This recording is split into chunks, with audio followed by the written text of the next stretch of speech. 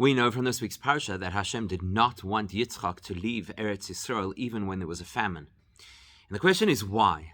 The Midrash gives an indication that it's because Yitzchak was so holy, he was compared to an oilah that may not leave Israel.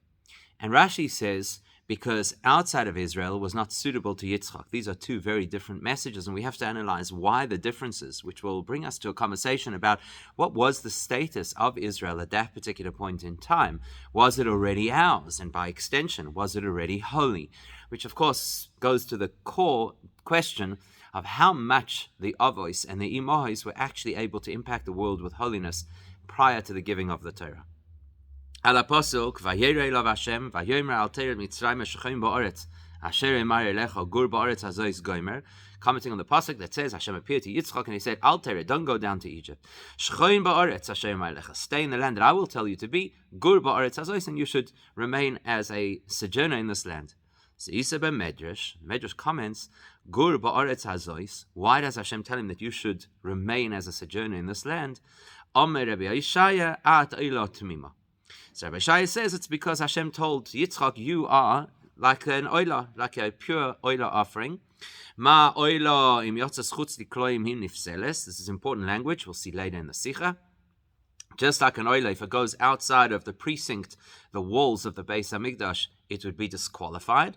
Afat im yotzas chutz loretz nifseles. Likewise, you, Yitzchak, if you would go outside of Israel, which is your precinct, you would be disqualified from your holiness.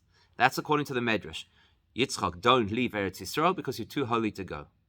But Pirish Rashi ala pasuk, how does Rashi explain it? He says, Al tered Mitzrayim, don't go down to Mitzrayim. Shahoya died to the Mitzrayim kamosh yorad aviv meharov. Yitzchak figured that just like his father at the time of his famine had gone down to Mitzrayim to get food, Yitzchak figured he should do the same.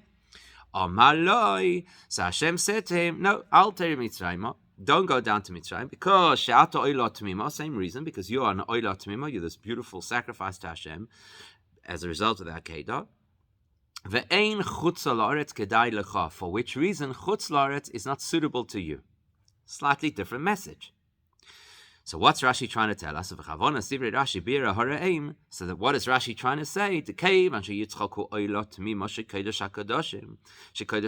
Seeing as Yitzchak has the status of an oilah tamima, which has the status of the holiest type of korban you can have.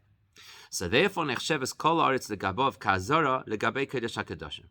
So therefore, the entire Eretz Yisrael for him is like the precinct of the Beis HaMikdash, and therefore v'chutz laaretz chashuv etzlek chutz min ha'azara. Outside of Eretz Yisrael would be the equivalent of Yitzchak of an oilah going outside of the Beis HaMikdash. And we know that an oilah is never allowed, or any other kodesh kadashim korban is never allowed to leave the Beis HaMikdash. And if it did, it would be disqualified and be also nobody could ever enjoy it. So now, if we go with the Re'aim's interpretation, Rashi and the Medrash are basically saying the same thing. Because you're an oilah tamima, you may not leave the boundaries that are allocated for an oilah. For the korban, it's the Beis HaMikdash. For you, Yitzchak, it's Eretz Yisrael. That's what the Re'aim says, but the Rebbe will show us that that's actually not what Rashi is telling us. When you really pay attention closely to what Rashi says, if you look at how the Medrash words things versus how Rashi words things, there are certain distinctions, which are not just linguistic distinctions, but they illustrate that there's a different interpretation according to Rashi versus the Medrash. And we'll focus on two. Aleph. The language the Medrash used was that if Yitzchak would leave Eretz Yisrael, he would be disqualified. If you go out, you are pasul. And that would be compared to an oilah that had gone outside of the walls of the Beis HaMikdash. Whereas Rashi does not create that emphasis of leaving the space. Rather, Rashi says there's something about outside of Eretz Yisrael which is not suitable to you, Yitzchak. So we need to analyze that difference. Second thing, the Medrash commented on the words where Hashem tells Yitzchak, live in this land. Whereas Rashi's emphasis is where Hashem tells him, don't go down to Mitzrayim. So that already shows you there's a difference. The Medrash is focusing on why you need to be in Eretz Yisrael, and Rashi is focusing on why you need not to be outside of Eretz Yisrael. Once you look at these two distinctions and the fact that they obviously are interrelated, then you understand. Now you understand the Medrash and Rashi are actually saying different things, not like the Re'im that they're all sharing the same message. Lefi Medrash isu yitzias Yitzchak lechutz la'aretz ho'toitzo min achiv liyos be'eretz Yisrael gur ba'aretz hazois mitzad mailas Eretz Yisrael. From the Medrash perspective, the reason that Yitzchak should not leave Eretz Yisrael is because Eretz Yisrael is a special place and it's very holy, and therefore lefi Eretz Yisrael legabe Yitzchak hi ketei chakloim legabe oila. In Yitzchak's personal experience, for him to be inside Eretz Yisrael has the same halachic status as a korban oila being inside the Beis Hamikdash. So if therefore they say if you go outside of Eretz Yisrael, you lose your status because you've left this holy space. So the Medrash emphasizes the greatness of Eretz Yisrael. Therefore, don't leave because you're an oila. Whereas Rashi doesn't speak that language. Rashi doesn't say that don't leave Eretz Yisrael because Eretz Yisrael is special or great. Rather, don't leave Eretz Yisrael because outside of Eretz Yisrael is lowly. Outside of Eretz Yisrael is not suitable for you. Which is why Rashi doesn't put his commentary on the words of why you should live in Eretz Yisrael, but rather on the words that say, don't go down to Mitzrayim. So the question is, why is the Medrash focused on the one and Rashi on the other? The Medrash is focused on the greatness of Eretz Yisrael and the Oila precinct, and Rashi is focused on the downside of Chutz La'aretz and don't go there. So we'll see. Perhaps we have a way to explain the difference between them. The Medrash looks at the key factor over here is how holy is Israel. How holy is it? Eretz Yisrael is holier than any other place. Therefore,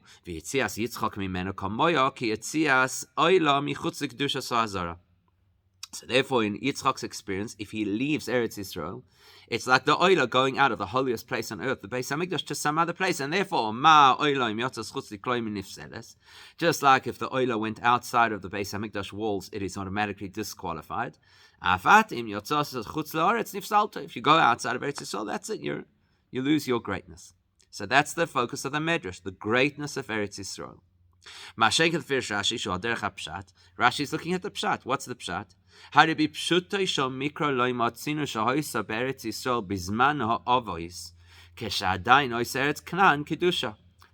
is that during the time of the Avos, that land was still called Canaan, and it did not have any overt kedusha. So therefore, to emphasize that it's the kedusha Eretz Yisrael that precludes him from leaving doesn't make sense according to pshat. So therefore Rashi has to explain why don't you go to outside of Eretz Yisrael. Not because Eretz Yisrael is holy, because we don't yet know that it's holy, but rather because Chutz La'aretz is lacking. So maybe that's the explanation. That according to the Medrash, we already focus on the Kedusha of Eretz Yisrael, and according to the Pshat, which Rashi looks at, the Kedusha of Eretz Yisrael has not yet taken hold. Maybe that's why they're disagreeing. As beautiful as that sounds, it actually falls short. And in order to understand why it falls short, let's ask a different question. Is this the first time that there was a question about Yitzchak leaving Eretz Yisrael? The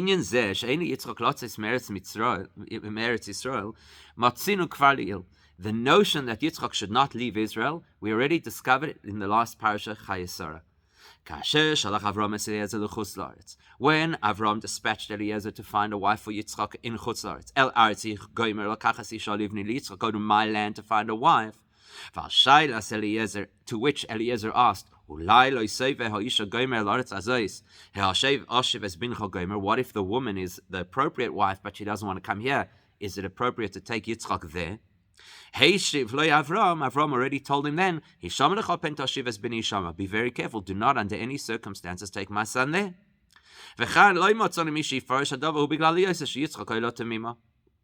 And nobody suggests that the reason Yitzchak should not go to wherever the wife may come from Avram's hometown, is because he is an Oila Tamima.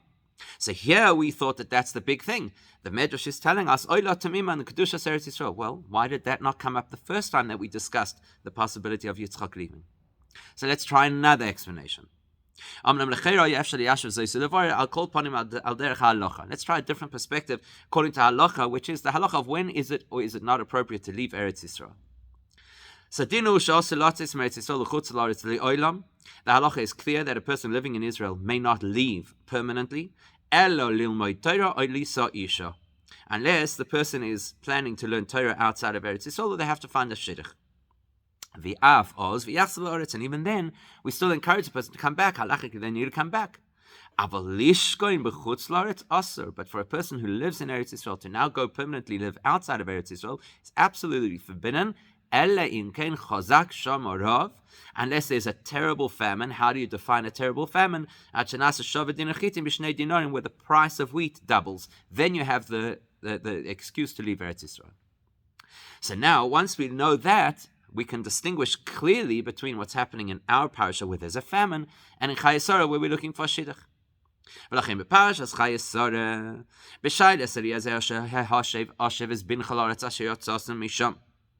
Parashas Chayei Sarah, where Eliezer suggested maybe Yitzchak should go live in his wife's hometown, which is which is a suggestion that Yitzchak should settle permanently outside of Eretz Yisrael without the option of coming back, because logically she doesn't want to come. So obviously he's going to land up over there.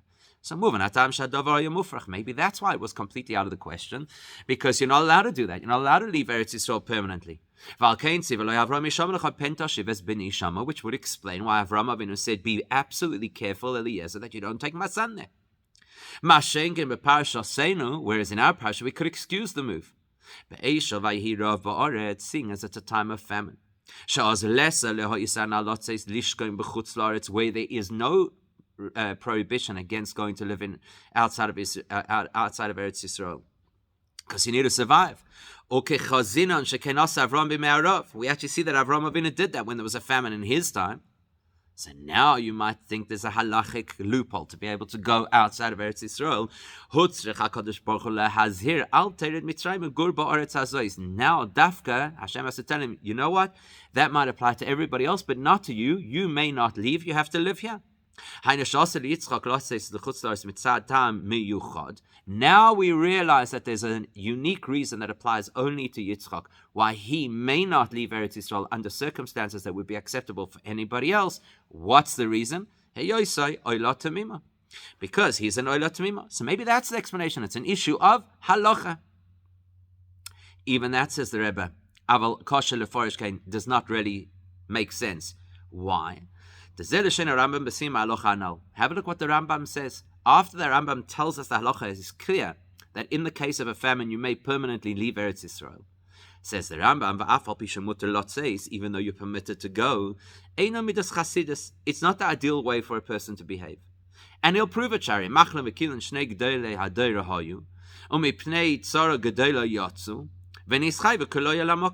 what happened in the story of Naomi and her two sons-in-law, that they had all good reason to leave Eretz Yisrael. There was a terrible famine. They were great people, and they were punished with death. So therefore, if we're going to suggest that the halachos, because we've just quoted the halacha as a possible explanation, there's a halacha about when you may or may not leave Eretz Yisrael, and that halacha was possibly the consideration of Yitzchak in the story. If that's true, that it was a consideration, the halacha, and you'd say, well, the reason is because the Avos kept the whole Torah even before it was formally presented. Even as we know, Avram Avinu ate matzah on Pesach, and we know that they kept certain things which are derabanan. So if you're not allowed to leave Eretz Yisrael, Vadai hoyu ha'avis nizarim gam yitzil chutz la'aretz boifen she'ena midas chasidus. They for sure would never have left Eretz Yisrael if it's not the appropriate way to behave. V'korach boinash kei chomer rachmana litzlan. Chas v'shalom could carry such a serious punishment like we see with Machlin and Kilion that they died. So in other words, if you're not supposed to leave Eretz Yisrael because of halacha, then Avraham Avinu would also not have done it. V'oid v'ikr furthermore, Matzinu Shavram Yotzim Eretz Yisrael v'shav lecharan lachar bris milah abasarim afshar hayozeh sheloi bizman ra'av. We even find evidence that Avraham Avinu, after the bris ben abasarim, went back to Haran, even though there was no famine. So it seems a bit far-fetched to suggest that the Isur Yetzia mi Eretz Yisrael applied to the Avos at that time, which means it can't really be the explanation of what's going on in our conversation. Why you have to tell me it's because Oila Tamima. That's why Yitzchak can't leave, because ordinarily for a famine you could leave, but for no other reason. Looking at Avraham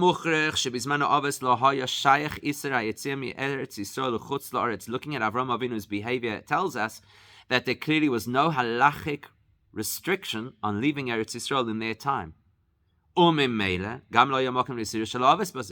if there's no restriction against leaving Eretz Yisrael, then the Avos don't have to be careful not to leave Eretz Yisrael.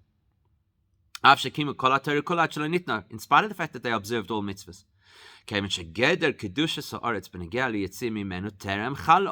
You have to say that the extent of Eretz Yisrael being that holy that you may not leave it had not yet come into effect. Like the Mechilta tells us, before Eretz Yisrael was formally defined as the Holy Land, anywhere in the world was suitable for Hashem to communicate with Nevi'im. And only Dafka, once Eretz Yisrael became a holy place, then that level of Nevuah was no longer available outside of Eretz Yisrael. So now you're going to ask yourself the question, if the Avos did not have a restriction against leaving Eretz Yisrael, why was Avram so careful to tell Eliezer, don't dare take my son there?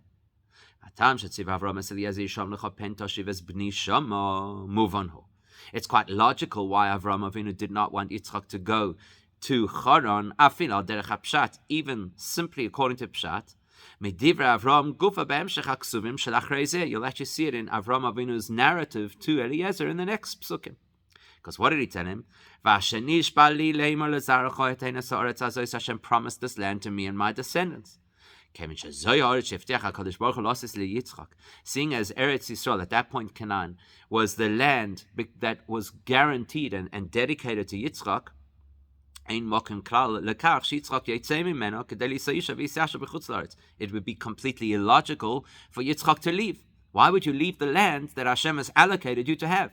So this has nothing to do with the broader halachic spectrum of whether or not you may leave Eretz Yisrael. This is, Hashem promised you a piece of land. Where on earth do you think you're going? So that's a perfectly logical explanation why he told Eliezer, don't take Yitzchak there. Mashenkin b'parsha Seinu, whereas in our parsha, it's now there's a famine and you have no choice. You've got to go somewhere else where there's food. There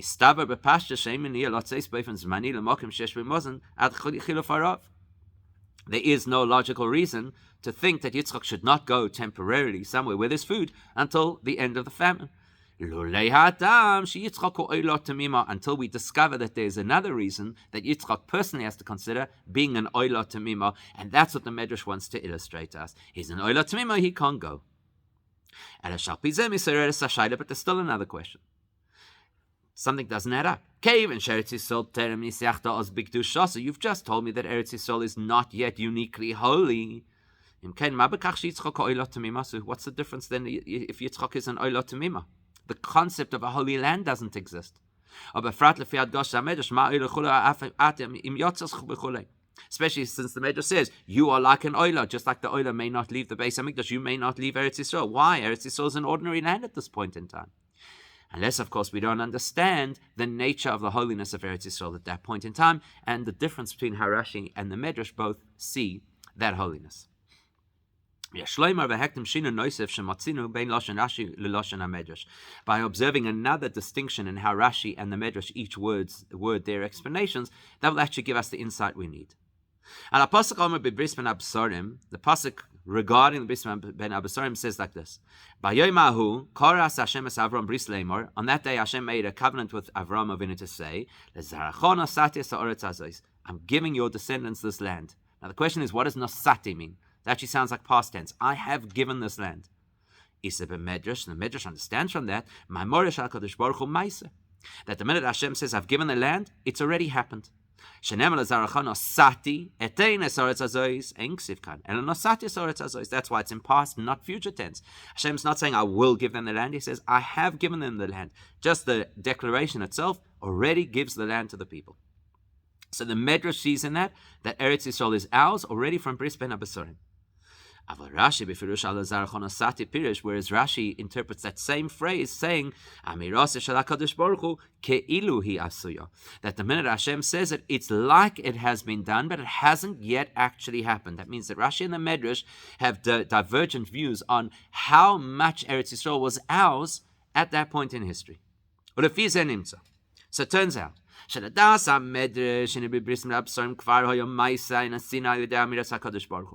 attitude of the Medrash is at the time of the Bris Ben Abasarim, just the very announcement that Eretz Yisrael is yours, already made it ours. From that point on, Eretz Yisrael was now the acquisition of Avram Avinu and his descendants.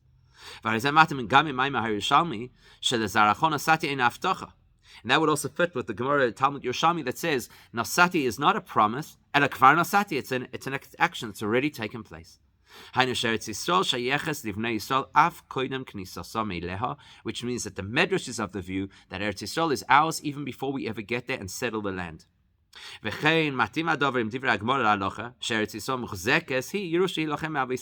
to what the Gemara Talmud Bavli says, that Eretz Yisrael is already ours. It's already our inheritance right from when? From our forefathers, before Matan Torah and before the conquest by Yehoshua. So according to the Medrash, from the time of Avram Avinu, Eretz Yisrael belongs to all of us.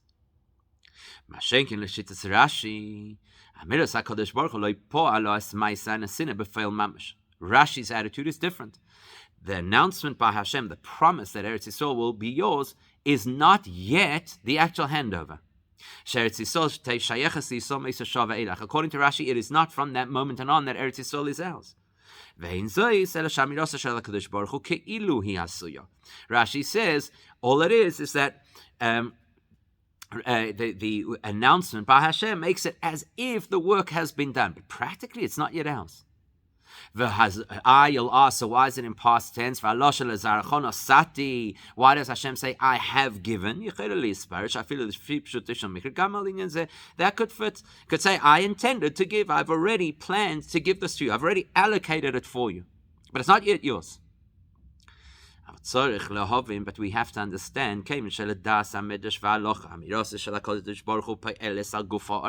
Rashi may have a good point, yet the Medrash and Halacha L'Maisa tells us that when Hashem says something specifically about Eretz Yisrael, it already impacts the world, and therefore it's taka from the moment that Hashem allocated the land by announcing it at the Bris Ben Abasarim that it actually became ours. So now comes the key question for us. Why then do we not say that the land was already 100% holy at that point in time, and therefore Avram Avinu could not leave it because it was a holy land? It seems to be contradictory. You're telling me the land is already Avram Avinu's from Bris Ben Abasarim, but then you're telling me that after the Bris Ben Abasarim he was allowed to leave, but you're not allowed to leave Eretz Yisrael because it's holy. So how is it yours if it's not yet a holy land? Besides, or beyond that, we know that from the time that Hashem created the world, He had already chosen Eretz Yisrael to be the holy place.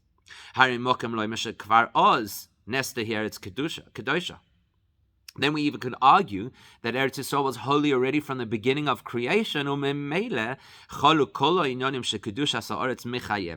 surely already from that point, or certainly from the Bris Ben Abasarim, all the things associated with the holiness of Eretz Yisrael should be in effect, which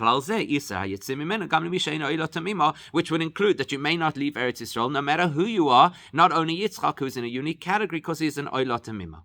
So how is it possible that Eretz Yisrael could be ours and yet not be a holy land? It seems absolutely contradictory. The explanation is this.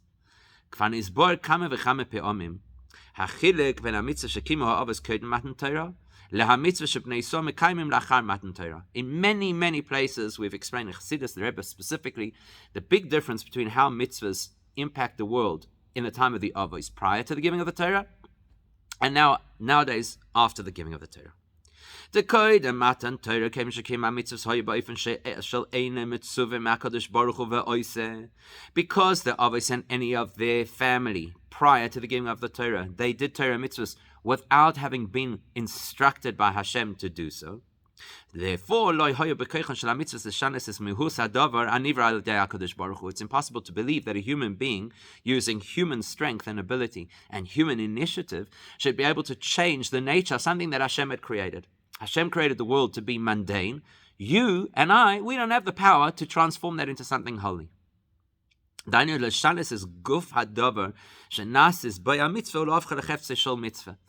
other words, it was impossible prior to the giving of the Torah that by doing a mitzvah, you could actually transform the item used to do the mitzvah into a holy item. By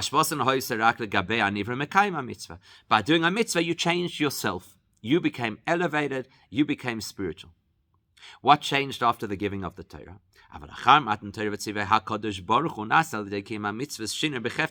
But once Hashem commands us to do mitzvahs after Matan Torah, now it's no longer us trying to change the nature of the world. It's Hashem telling us, here is your means to use my power to change the world.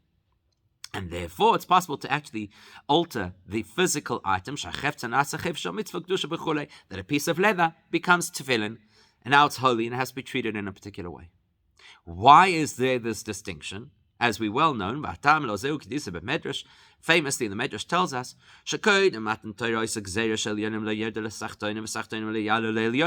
that prior to the giving of the Torah, there was this decree in place that did not allow the higher realms to enter the lower space, or the lower space to be elevated to the higher realms.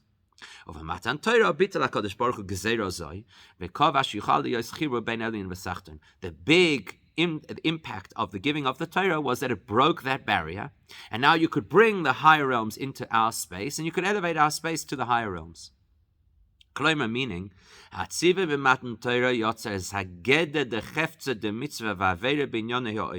what happened at the time of the giving of the Torah is the minute Hashem gives an instruction that this is what you should do, that item now becomes in the category of an item that is holy, or at least potentially holy, or the reverse, something which is unholy or even impure. Which means that particular item, the skin of a kosher animal, has the potential to become the parchment that you use to make a Sefer Torah even before you've used it. It is already teed up and capable, potentially, to fulfill Hashem's mitzvah. Now you actually do the mitzvah.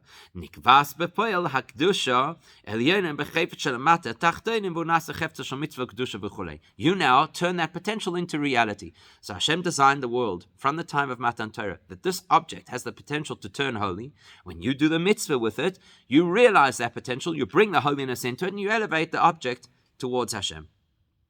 That's all of Torah mitzvahs, and we know this concept really well. Now we'll apply to how it also relates to the land of Israel. We can understand how it applies to Israel. In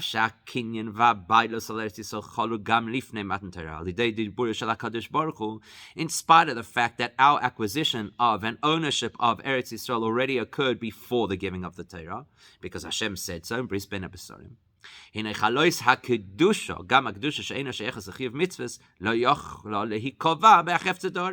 that point in time, it was not yet possible that holiness should seep into the reality of that land and change the constitution of that land. But once the Torah was given, even before Yeshua conquered Eretz Yisrael, then now everything changed. Now the land becomes susceptible to holiness. It becomes primed for holiness. Therefore, when the Jews conquer Eretz Yisrael and they take it over, at that point, that holiness comes to the surface and it actually becomes a holy land. So prior to the giving of the Torah, it's not shaykh that the land itself should have holiness in spite of our ownership. After Matan Torah, it is now capable of becoming holy. And when does the holiness actually take effect? When we conquer the land. So that would explain the Medrash and the perspective that the Medrash has on Eretz Yisrael, that it becomes a holy place. We can explain in a similar vein how Rashi sees what happens with regards to the ownership of Eretz Yisrael according to Pshat. Of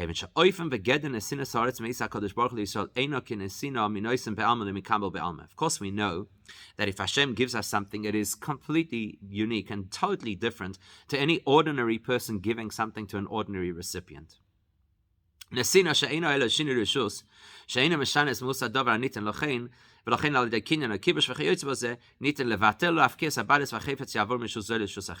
person gives something to another person, you don't change the item, you just change its owner.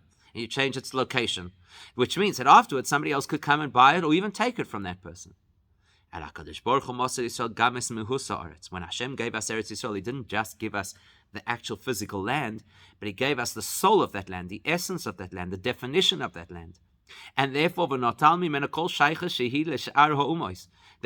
moment on, that land can never have any relationship with any other nation. So that means that there is a change to the fundamental reality of this land, which means that at that point in time, the land becomes Eretz Yisrael. Because Hashem, by giving it to us, didn't just transfer ownership, but He recalibrated the reality of this land. And therefore, from that moment on, this land could never belong to another nation. Because even if other people had to chase us out of the land and take it over, and it would change hands, changing hands does not change the innate nature of an object.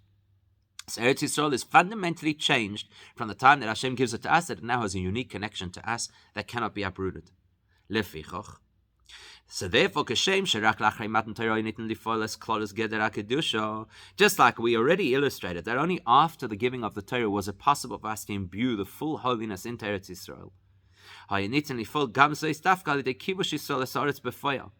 Not only were we given the permission, we were given a particular method that we had to use. We had to conquer the land in order to get it.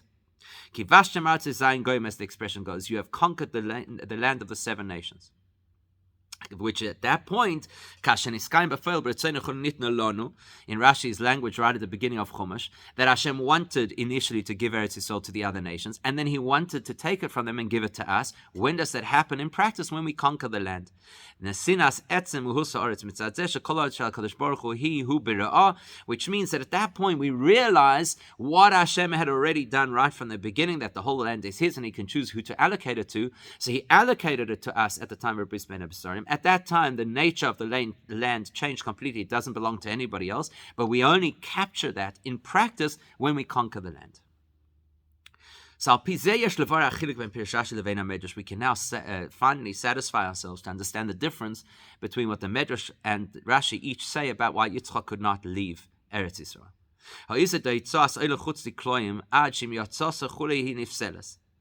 So this principle that just like an oilah cannot leave the Beis Hamikdash, Yitzchak cannot leave Eretz Yisrael, and in both cases you become pasul.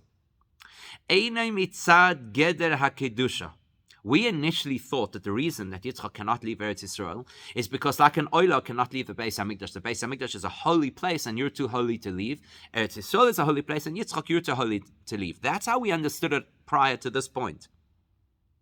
But now we understand it's not about Kedusha. It's not an issue of going from a higher grade to a low grade holiness. The issue over here is leaving the precinct that was allocated for you. This is not unique only to an oila. There are various kinds of meat that have similar restrictive clauses that you can't move the meat out of a certain precinct. Din ze nilmad min apasuk uvasa basod trefer lo sechelu sheboy ein meduba bebasar b'bsar kodesh. Where do we learn this principle that you can't take the oila outside of the Beis Hamikdash? From a halacha that has nothing to do with holy meat.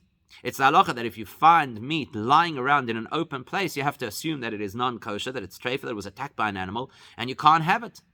And the halacha is kevin sheyatza basan chutzim mechitzasai nesar. Meat that has left its allocated precinct is automatically non-kosher. This meat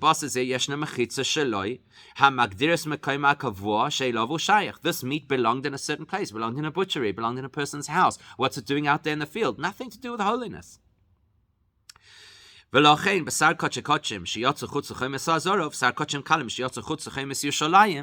therefore we derive from that because we see a principle that meat, the same principle, meat that's not where it should be is now considered non-kosher. We extend that to mean holy meat that's not where it should be, kochim that are outside of the Beis Hamikdash, kochim kalim that are outside of Yerushalayim. It's not about holiness. It's the fact that the meat is not where it was allocated as its boundaries, or for that matter, the meat of a Korban Pesach inside Yerushalayim, but outside of the group that is supposed to be eating it, or an animal that extends its hand out of the mother's womb. All of these are items that are now no longer kosher. Because if you've left the allocated area where you belong, that is what defiles you. Nothing to do with holiness. So therefore, so now we can follow the logic right through. The Medrash says that at Bris Ben Abasarim, Hashem says, Nosati l'zarachon, Nosati Eretz Yisrael. That declaration is action and makes Eretz Yisrael ours. Now that is our mechitza, that's our space. Therefore, Eretz Yisrael, Hoisa Kfar Oz, Mi Bris Ben Abasarim, Ve'elach Sheyeches Lo Avos. From that moment and on, Eretz Yisrael belongs to the Avos. Now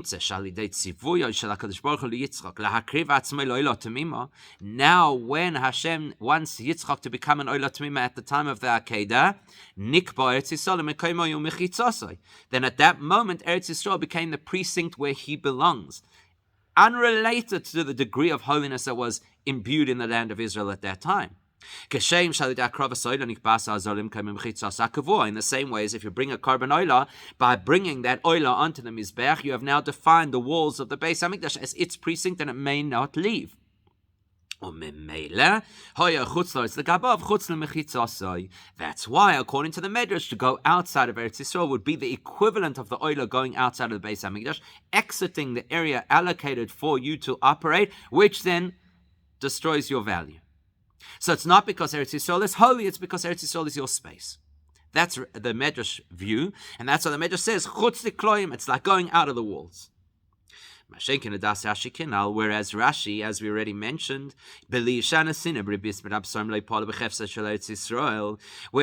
says the announcement by Hashem to Avram Avinu that Eretz Yisrael will be yours and your descendants does not yet change the land. So why can't Yitzchak leave? And Rashi already identified to us in Pashas Chayesora, when Avram warned Eliezer, don't even think of taking my son to those lands. So when Rashi comments on the words that Avram says, Hashem, God of the heavens who took me out of my father's home, Rashi says, as we learned in the previous Sikha, Chayesora, now Hashem is recognized not only as an abstract God of the heavens, but as a tangible God here on earth, because I have made that normal in people's minds through my efforts. But when Hashem took me out of Choron, my father's house, at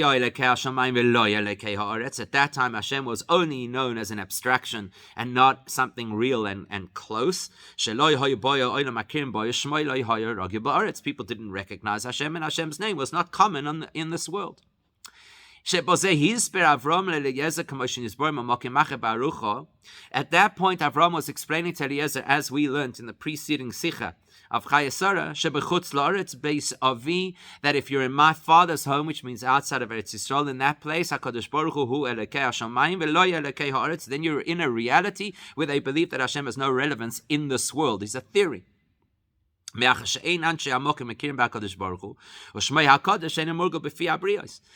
place where people are not conscious of Hashem and they don't speak of Hashem. That's why you don't take Yitzchak there, because it's a place that's devoid of godliness. Whereas here, not because of the holiness of the land, but because of Avraham Avinu's efforts,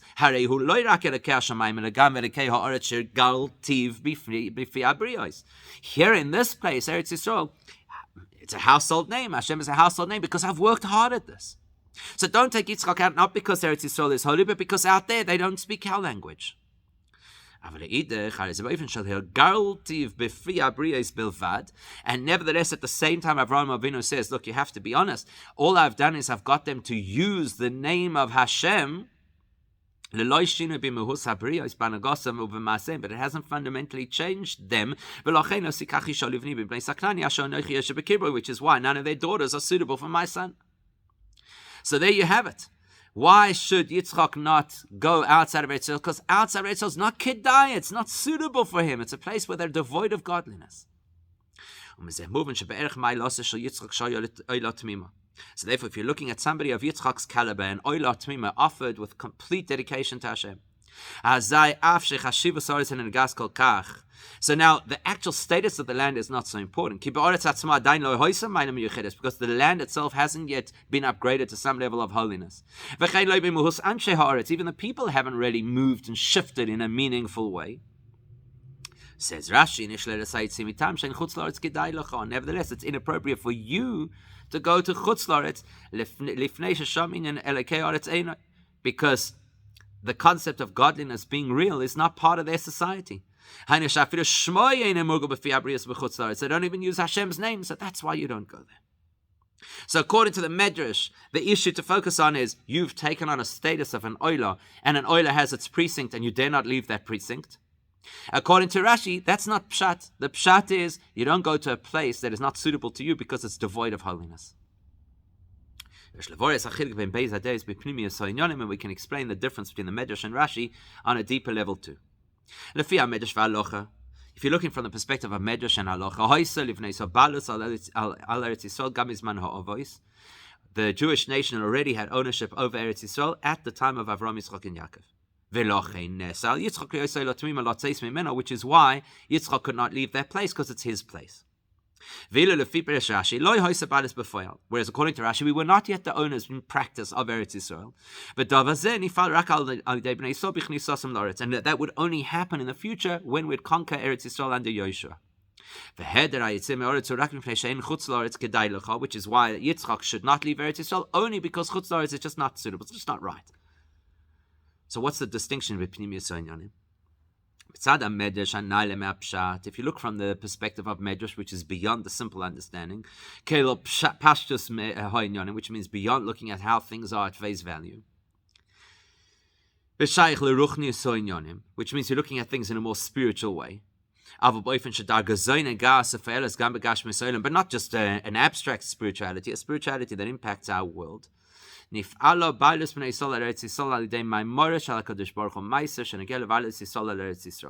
at things from a spiritual perspective, the minute Hashem says a word, that's already reality. So the minute Hashem says it's your land, it's your land. It's already had an effect. Medrash can afford to look at things from such a lofty vantage point.